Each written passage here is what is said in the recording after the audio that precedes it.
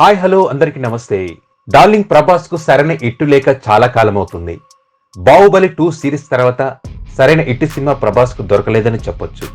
రాధేశ్యామ్, ఆదిపురుషు సినిమాలు ఫ్లాప్ కావడంతో సరైన ఇట్టు కోసం ఎదురు చూస్తున్న ప్రభాస్ కు సాలార్ సీజ్ ఫైర్ రూపంలో మంచి బ్లాక్ బస్టర్ మూవీ అయితే లభించిందని చెప్పొచ్చు. ప్రశాంత్ నీల్ దర్శకత్వం వహించిన ఈ సినిమా బాక్స్ ఆఫీస్ ను షేక్ చేస్తోంది. ప్రభాస్ ఫ్యాన్స్ కైతే ఒక పండగ జాతరనే చెప్పొచ్చు. హోంబలే ప్రొడక్షన్ బ్యానర్ పై విజయ కిరంగదూర్ నిర్మాతగా 250 కోట్ల రూపాయలతో తెరకెక్కించిన ఈ సినిమా 350 కోట్ల రూపాయల ప్రీ రిలీజ్ బిజినెస్ జరుపుకుంది. ఈ సినిమాకు భారీ అడ్వాన్స్ బుకింగ్ జరగడం అదే జోష్ను కొనసాగిస్తూ ప్రపంచ వ్యాప్తంగా మొదటి రోజే 178 కోట్ల రూపాయల గ్రాస్ వసూలు చేసి తన స్టామినాను చాటుకుంది.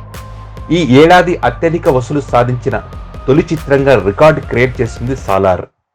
రెండవ రోజు ప్రపంచ వ్యాప్తంగా 100 కోట్ల గ్రాసును వసూలు చేసి రికార్డు క్రియేట్ చేసే దిశగా పరుగులు పెడుతోంది.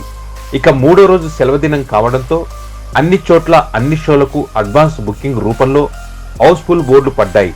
ఈ సినిమా 3 రోజులకు 300 కోట్లకు పైగా వసూలు సాధించడం పక్కగా కనిపిస్తుందని ట్రేడ్ పండితులు చెప్తున్నారు. పైగా పాజిటివ్ టాక్ సొంతం చేసుకున్న ఈ సాలార్ మూవీ లాంగ్ రన్లో మరిన్ని రికార్డులు క్రియేట్ చేస్తుందనడంలో ఎలాంటి సందేహం లేదు.